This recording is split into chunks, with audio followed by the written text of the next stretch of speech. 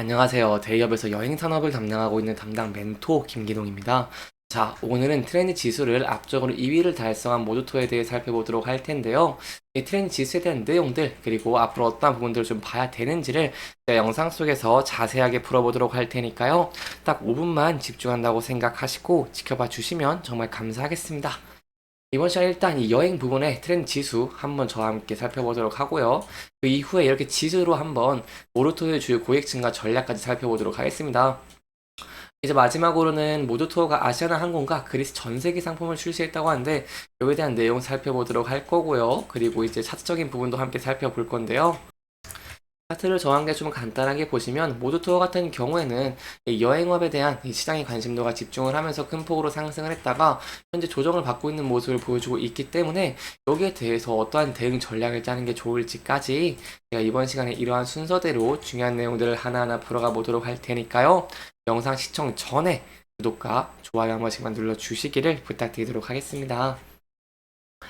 일단 랭킹 파이에서 이렇게 테마별 이 주식 여행 부분 순위 차트를 이렇게 냈습니다. 세부적으로 함께 보시면 이게 4월 3주차의 키워드의 검색량과 구글의 트렌드 점수를 지수해서 분석한 결과다라고 좀 이해하시면 좋을 것 같습니다.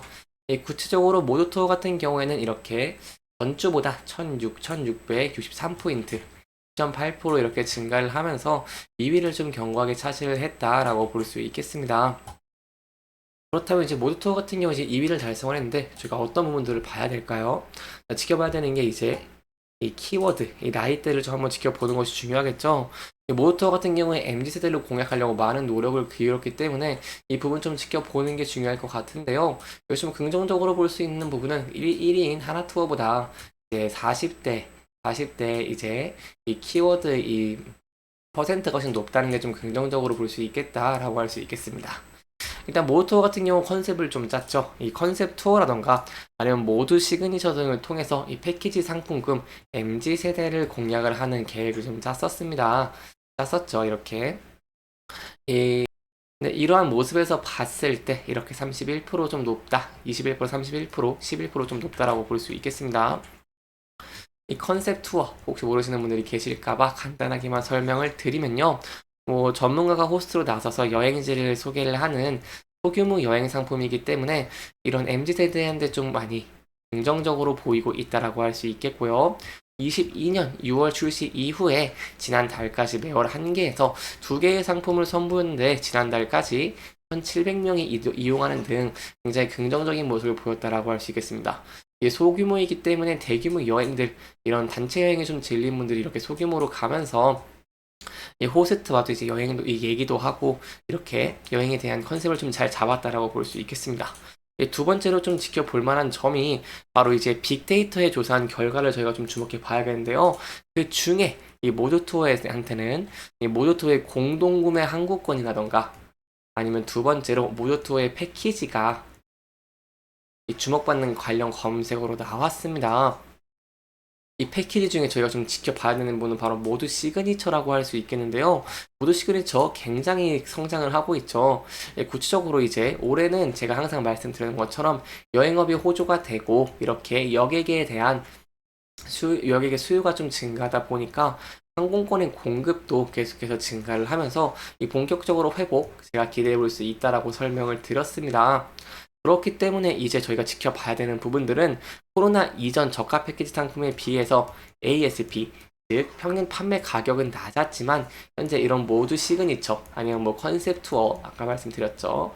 이런 컨셉 투어 등 이런 프리미엄 패키지 상품의 고객 비중이 높아지면서 이 ASP가 좀 높아지고 있다라고 할 수 있겠습니다. 특히 지난해 기준 전체 패키지 예약 중에서 모두 시그니처의 상품 비중은 24%를 차지를 했는데요. 2019년 대비 16포인트나 상승하면서 좀 많이 긍정적인 모습을 보여줬다라고 할 수 있겠습니다. 그렇기 때문에 앞으로 저희가 계속해서 이러한 패키지가 더 흥행을 할 수 있을지 모드 투어의 실적을 견인을 하면서 제가 앞서서 이렇게 상승을 했던 모습을 보여준 것처럼 다시 한번 이렇게 상승 랠리가 나올 수 있을지 좀 지켜보시는 게 중요할 것 같고요. 앞서 상승을 할 때 여행업에 대한 관심이 증가를 하고 모드 투어가 좀 좋은 실적을 낼 것이라는 기대가 증가하면서 상승을 했기 때문에 제가 앞으로 이러한 패키지 부분이라던가 앞으로 상품들 함께 알아보시면 좋을 것 같고요. 이러한 상품들로 이제 또 실적을 견인할 수 있을지 제가 또 여러분들에게 계속해서 전달해 드리도록 할 테니까요. 영상 지켜봐 주시면서 구독과 좋아요 한 번씩만 눌러 주시기를 부탁드리도록 하겠습니다. 여기서 모드 투어의 긍정적인 면이 있습니다. 바로 아시아나항공과 프로미션을 맺었다는 건데요. 4월에서 6월 한정으로 그리스 전세기를 좀 출시한다라고 이런 내용이 나왔습니다. 사실 4월, 6월 같은 경우에는 전통적인 비수기로 꼽힙니다. 여러분 다 아시다시피 이렇게 2분기제 같은 경우에는 비수기로 꼽히는데 이렇게 실적적인 측면에서 비수기 이 상황에서 아시아나 항공과 그리스 전세기를 출시를 했다는 것은 굉장히 긍정적이다라고 볼 수 있겠죠. 구체적으로 어떤 내용일까요? 일단 전세계 상품 같은 경우는요, 아시아나항공을 이용을 하면서 4월 11일부터 6월 20일까지 매주 목요일에 출발을 하고요. 총 11회차라고 할 수 있겠습니다. 따라서 이건 전세기 좀 매력적이죠? 이런 부분들 좀 기대해 볼 수 있겠다라고 할 수 있겠고, 추가적으로 이제 그리스에 좀 기대해 볼 수 있는 부분 바로 이 모드 투어의 모드 투어의 모드 시그니처 그리스 섬 투어입니다. 연계해서 저희가 또 볼 수 있겠죠. 보시면 이제 이 모드 시그니처의 그리스 섬 투어 9일 같은 경우에는요, 또 특징이 있습니다. 바로 여행에 온전히 집중할 수 있도록 이 노린 모드 시그니처의 상품답게 노팁이라던가 이런 노쇼핑을 비롯해서 해서요.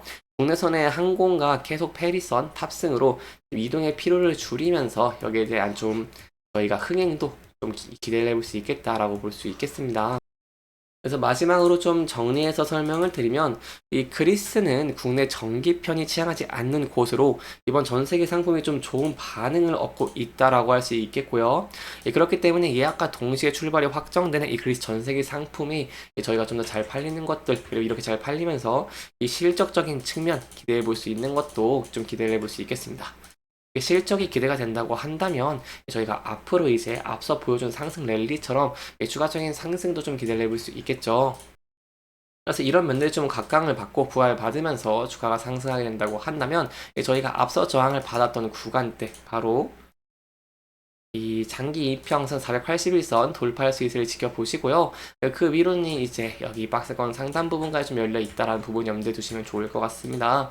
하지만 만약에 이제 또 이탈하면서 그럴 가능성도 있기 때문에 만약에 리스크적인 측면 이렇게 부각이 되면서 하락하게 된다고 한다면 저희가 함께 그어본 이런 저점 추세선을 지지받을 수 있을지 이탈하면서 전 저점부까지 이렇게 이탈할지 여부도 함께 지켜보시는 게 중요할 것 같습니다.